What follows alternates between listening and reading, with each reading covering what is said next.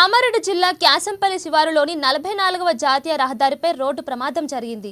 లారీని వెనుక నుంచి ప్రైవేట్ బస్సు ఢీ కొట్టింది. ప్రమాదంలో ఒకరు మృతి చెందగా 27 మంది తీవ్రంగా గాయపడ్డారు. క్షతగాత్రులను చికిత్స నిమిత్తం కామారెడ్డి ఏరియా ఆసుపత్రికి తరలించారు. ఇక ప్రైవేట్ బస్సు ఆదిలాబాద్ నుంచి హైదరాబాద్కు వస్తుండగా ప్రమాదం జరిగినట్లు తెలుస్తోంది. పోలీసులు ఘటనపై కేసు నమోదు చేసుకుని దర్యాప్తు చేపట్టారు.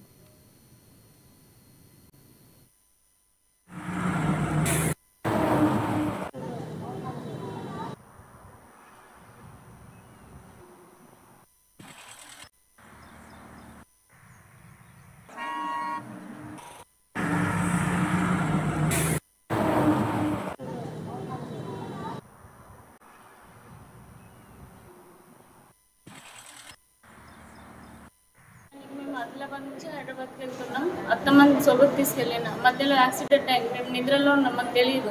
సీట్లు మొత్తం మా మీద వచ్చి పడ్డాయి.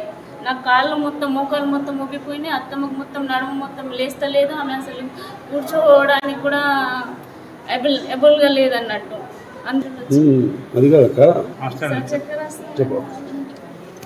చక్కెర మేము ఆదిలాబాద్ నుంచి